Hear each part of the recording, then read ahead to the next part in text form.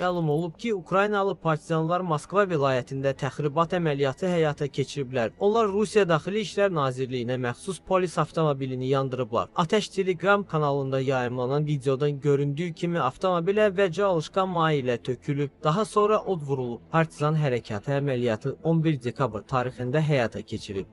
Lakin məlumatın yayımlanması 12 dekabr Rusiyanın Konstitusiya gününə təsadüf etdirilir. Ukrayna müqavimət qüvvələri vurğulayıb ki, Rusiyanın mərkəzində Moskvaya yaxın ərazidə bu cür aksiyaların mümkün olması Kremlin ölkədəki vəziyyətə nəzarət etmədiyini göstərir. Hadisə ilə bağlı rəsmi qurumların susqunluğu isə rejimin öz zəifliyini etiraf etmək istəməməsindən xəbər verir. Daha əvvəl Atəş Partizan hərəkatının agentləri Moskva vilayətində yerləşən və bir sıra hərbi və müdafiə obyektlərini elektrik enerjisi ilə təmin edən əsas enerji qovşaqlarından biri olan Mütişi İstilik Elektrik Stansiyasında ətraflı kəşfiyyat aparıblar. Qeyd olunur ki, bu stansiya Rusiya hərbi sənaye kompleksinə aid ixtisaslaşmış rabitə mərkəzlərinin və müəssisələrin fəaliyyətinin təmin olunmasında mühüm rol oynayır. Hesabatda bildirilir ki, həmin stansiyadan gələn elektrik enerjisi aşağıdakı obyektləri təmin edir. Rusiya Silahlı Qüvvələri Baş Qərargahının Baş İdarəsinə aid 113-cü radioötürücü mərkəz, Rusiya Müdafiə Nazirliyinin Baş Raket Artilleriya İdarəsinə tabe 59-cu Arsenal Mərkəzi Dəniz Silahlanma Bazası, 31059 sayılı hərbi hissə Rusiya Müdafiə Nazirliyinin 4-cü Mərkəzi Elmi Tədqiqat İnstitutu Taktiki Raket Silahlanması Korporasiyası, Maksimov adına Kosmik Sistemlər Elmi Tədqiqat İnstitutu ümumi məlumatlar sonraki qərarların qəbulu üçün Ukrayna Silahlı Qüvvələrinə təqdim edilib, deyə partizanlar vurğulayıblar. Atəş hərəkatı xüsusi olaraq qeyd edib ki, bu stansiyanın sıradan çıxarılması yaşayış məntəqələrinin elektrik təchizatını kəsməyəcək. Mülki sektor paralel xətlər vasitəsilə təmin olunub.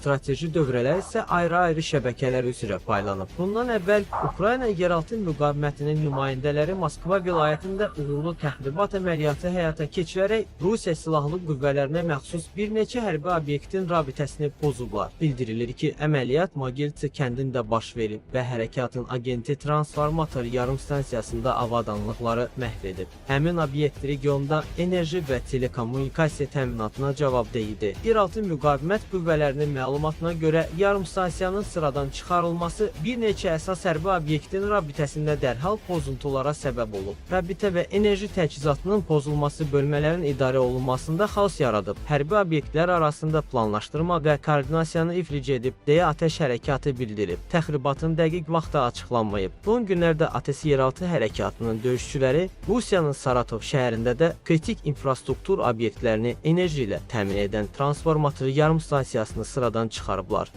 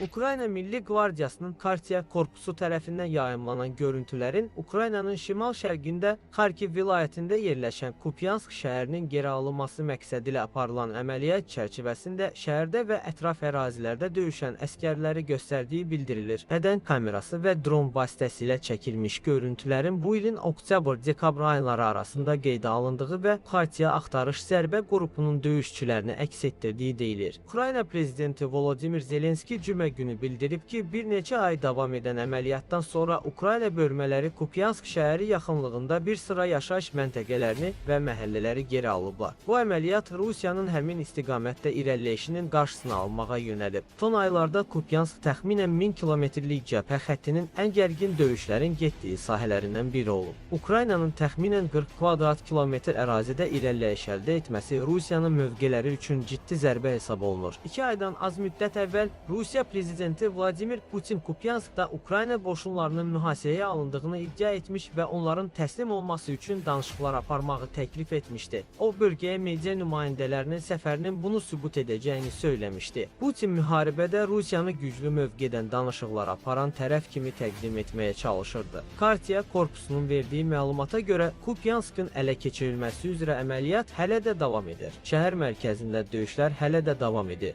Lakin Ukraynanın Kupiansk şəhəri sonda tam azad ediləcək, deyə Ukrayna Milli Qvardiyasının 2-ci korpusunun Kartiya birləşməsinin komandiri polkovnik Igor Kornetovalenski bildirib. Korpusun məlumatına əsasən hazırda Kupianskda təxminən 200 Rus əskəri qalıb və onlar tam mühasirəyə alınıb. Kartiya bildirir ki, Rusiya qüvvələri hər gün Kupiansk şimalında Ukrayna mövqelərini yarmağa çalışsa da buna nail ola bilməyib və ciddi itkilər verib. Qeyd olunur ki, Rus qoşunlarının bütün quru yolları kəsilib və onların təchizatı yalnız hava dronları vasitəsilə mümkündür. Associated Press bu iddiaları müstəqil şəkildə təsdiqləyə bilmədiyini bildirib. Ukraynanın Kupianskda əldə etdiyi irəliləyişlə bağlı xəbərlər sülh təşəbbüslərinin fəallaşdığı və Avropa liderlərinin danışıqlar prosesinə istiqamət verməyə çalışdığı bir vaxtda təsadüf edir.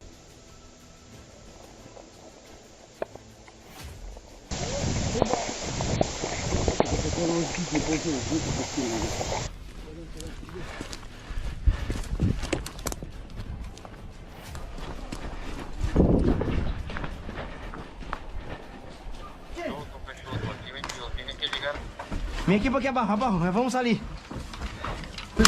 Yo la tengo. Equipo, foto uno. Please.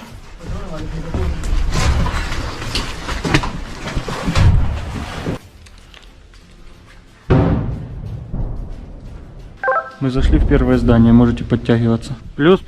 Мы потихоньку двигаем.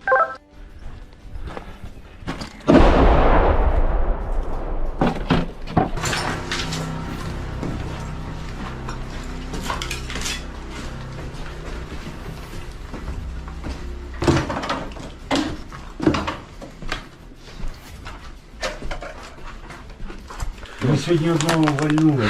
Вальнули? Тройка, которая перебегала? Там, бачишь? А где он? Он лежит? Я вот это. Возле забора? Нет, до забора там что-то. Ну вот, я имею в виду. Да, ось справа, це Ага. по кущам. Да.